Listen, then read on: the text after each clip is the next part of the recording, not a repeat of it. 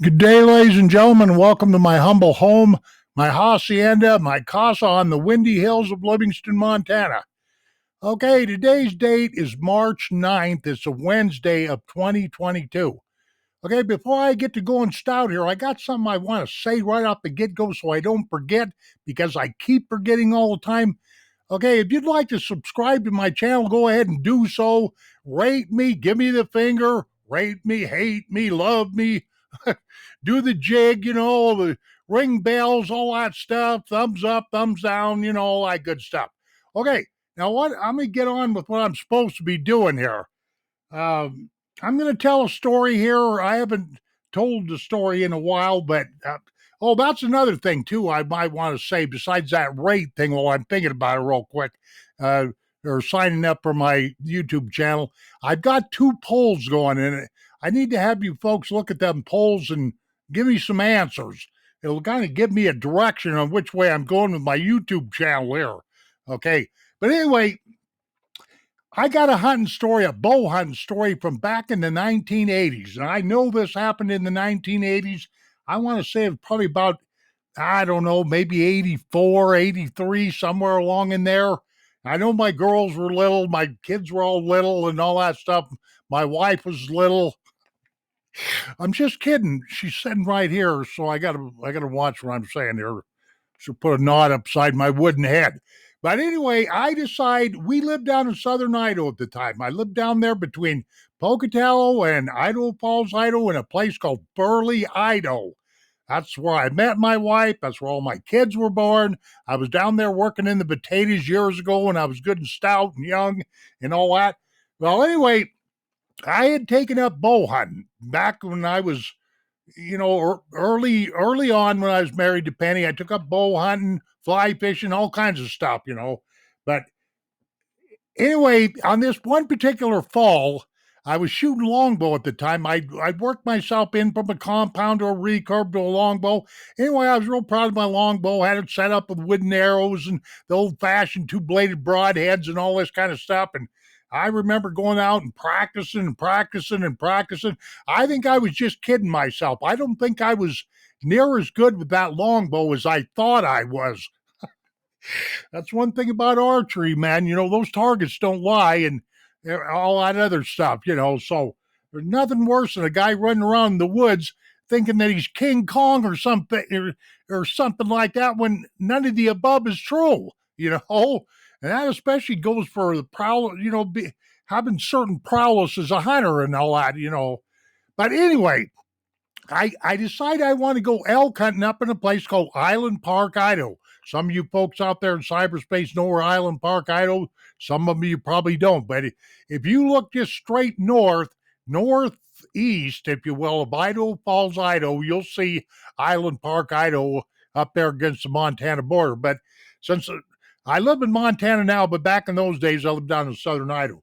Well, okay, I get my Jeep all going. I've got a trailer I pull along with my Jeep and all my camp and stuff, and my longbow, my wooden arrows, and everything like that. And I had a brother of mine. I got a brother of mine. I shouldn't say I had. I still have a brother of mine that's 2 years younger than me. He absolutely wanted to go elk hunting with me, but he couldn't get off work exactly at the same time that I wanted to go. And I dang sure back in them days, I was hot to trot. I mean, when it came to hunting and fishing, there was no screwing around with me. It wasn't one of these deals where I had to go chasing my knife all over the place because I didn't know where it was, or my boots, or my rifle wasn't cleaned, or any of that stuff. When it was time to go hunting and it was time to go fishing, that's what time it was. Simple as that. I had little patience for waiting on people.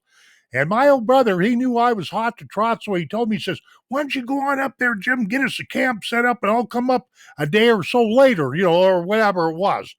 Yeah, I think it was just one day later, maybe 2 days later.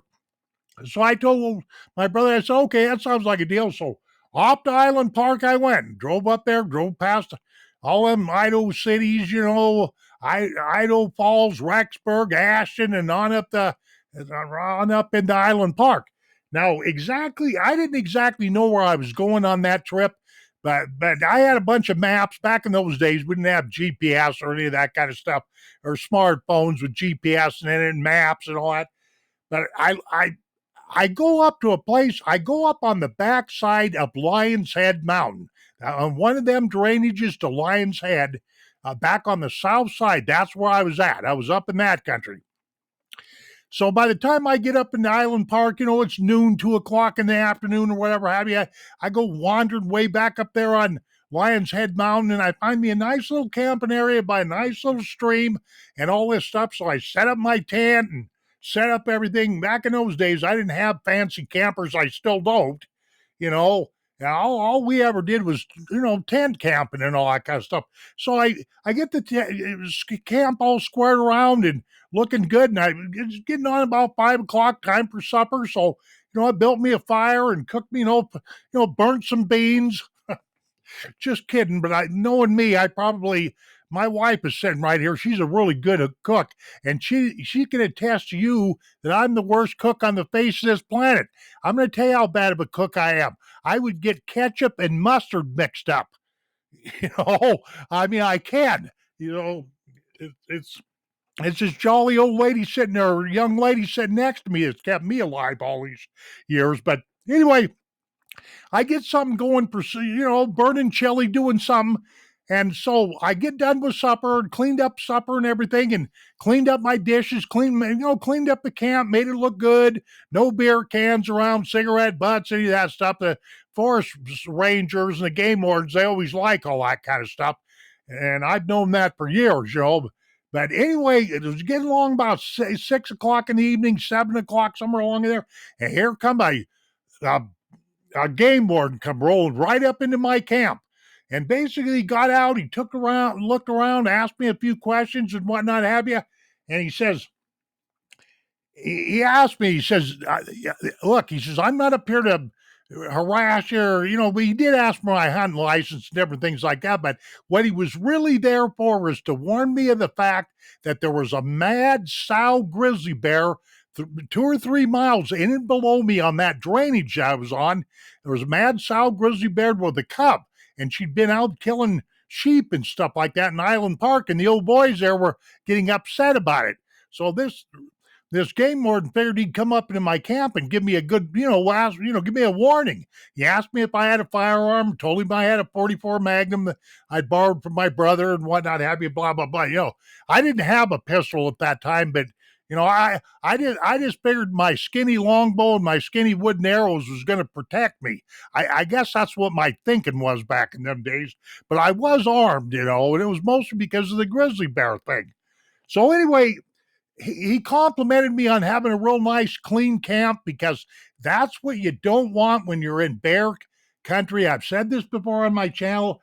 Don't leave beer cans, eggshells, coffee grounds, any of the remnants of the party of the night before. Don't leave that stuff laying around. The bears can smell that stuff for over a mile away. It's just that simple. But that's what he was up there to do, was warn me. So anyway, it got dark. I climbed in my tent. Probably didn't sleep as tight as I probably could, knowing a grizzly bear was floating around out there somewhere. Now, remember, I'm by myself. I used to do a lot of camping by myself. Never used to bother me. I was one of these kind of guys. I didn't have to have 50 people around me to pitch a tent or go catch a fish or any of that stuff. So anyway, the next morning I wake up. Now, this is the crux of the story here, ladies and gentlemen. I got to see how long. Okay, I've been going 8 minutes here. Got to hurry up here. Make this video short if I can. Okay, the next morning I get up, I throw my clothes on, my hunting clothes. I can't remember if I had that camouflage stuff or not, whatever, but I get myself all decked up, grab my shoulder quiver, because back in them days in the longbow, you had a quiver back here full of arrows and all that stuff. So I take off from camp, and one of the first things I did wrong that morning is I forgot to bring that 44 Magnum. It was still in my tent, if you will, underneath the pillow. But anyway, so I did not walk very far from that tent at all. There was a stream flowing by that camping area, and that's what I first come up to, was this stream. But I kind of stood back, and at first all I was trying to do was figure out a way that I could jump over this stream, because I was going to go, the woods that were in back of it, I was going to go humping up there and see if I could get on some elk, okay? I'm standing there, and all of a sudden I see just a little bit of movement almost directly ahead of me, about 30 yards away. You're gonna have to forgive me. It's been a lot of years ago, 25, 30 yards, something like that. And all of a sudden I'm just staring at this this figurine, if you will. That's about what it seemed like. And what was sitting there was a Canadian lynx cat, a bobcat. But I had never seen a Canadian lynx in my life before. I know what mountain lions are, I know what bobcats are, but not a Canadian lynx. And if you folks think I'm BSing you, look it up. They've got really pointed ears, really cub pointed ears, and they've got a beard that comes down here on both sides of their chin. They have a look. There's no mistake in this Sphinx-like look that they've got, you know. And this thing was so well camouflaged by nature, I couldn't believe it. It had a tan, yellowish coat with dark yellow spots on it all over the place. And this animal had the most perfect camouflage that you ever seen in your life. As a matter of fact, if it wouldn't have moved a little bit, I wouldn't have caught that movement at all. But once it moved, it spooked me, because I was staring right into the eyes, the yellow eyes of this Canadian lynx, and these yellow blackish eyes were looking right through me, almost like it was looking right through my soul, my spirit, and everything. That's a true story. And so me, like a dumb idiot, whatever made me do this, I guess it's just reflex, thinking I was Superman out in the woods or some stupid thing like that. But the only thing I got on me was my bow, and I don't even think I had I had an arrow on the string, because after all, I'm supposed to be hunting. That's right. I remember I had an arrow on the string, and I just up and pulled it back like this to anchor, and aimed it at that Canadian lynx, and that lynx hadn't growled at me. It hadn't done anything. It was basically on a log that was overstretching the stream, or overreaching the stream, and all this cat was trying to do was get a drink of water.